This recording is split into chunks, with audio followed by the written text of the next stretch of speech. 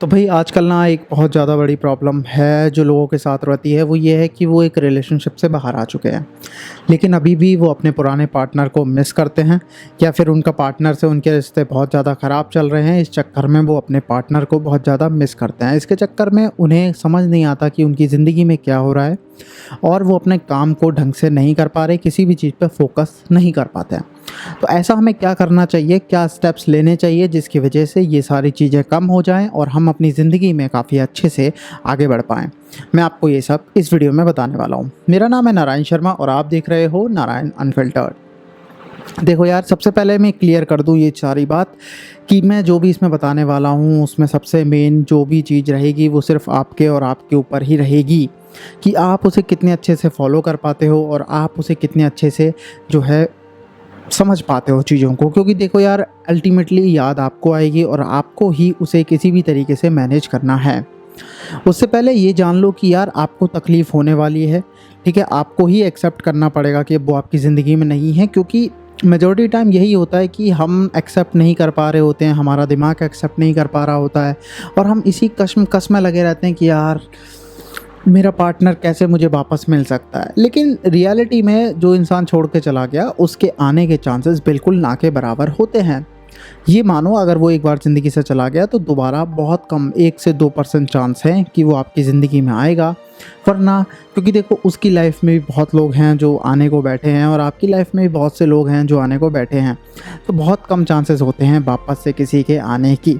तो इस उम्मीद को आपको समझना होगा कि ये उम्मीद जो है वो बिल्कुल व्यस्त है, मतलब जिसे कहते हैं ना, व्यर्थ है और वेस्ट ऑफ टाइम है। इस चीज़ को आपको समझना होगा, खुद को एक्सेप्ट कराना होगा कि वो रिश्ता जा चुका है।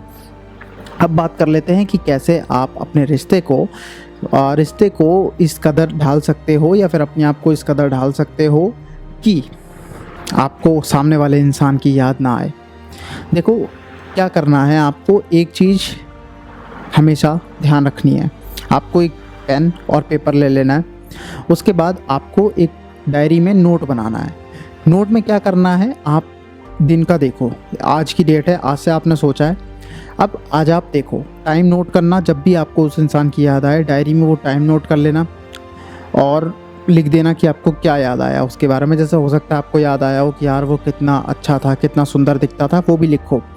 दूसरी बात, आपको फिर डायरी में जब भी आपको दोबारा याद आया, आपने फिर टाइम लिखा, डेट लिखी और फिर लिखा। आपको ऐसा एक दिन करना है। आपको समझना है कि क्या क्या चीज़ें हैं जिसकी वजह से आपको आपके पार्टनर की याद आ रही है और दूसरी चीज़ कब कब आपको याद आ रही है। फिर एक दिन का आपने देखा है, अब आपको उसको रख देना है साइड। फिर अगले दिन देखना है। ये कम से कम 3 से 4 दिन करना है और उसके बाद जब आपको देखोगे तो आपको समझ आएगा कि अक्सर ये सारी चीज़ें एक दो चीज़ों को रिपीट कर रही हैं। जैसे एक टाइम होता है, जैसे कि 1 घंटे या 2 घंटे के आसपास आपको उसकी याद आ रही है। उसके बाद उसमें कुछ चीज़ें होंगी जो आपको उसमें पसंद आ रही हैं।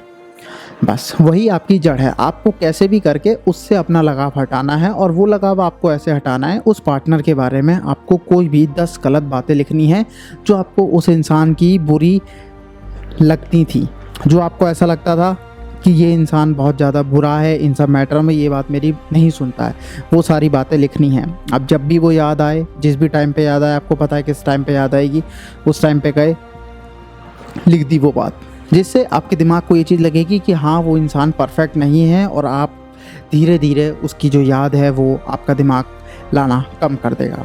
आशा करता हूँ वीडियो समझ आई होगी, कुछ हेल्पफुल होगी ये वीडियो। मैं मिलता हूँ आपसे नेक्स्ट वीडियो में, तब तक अपना ख्याल रखना। तब और चलो फिर।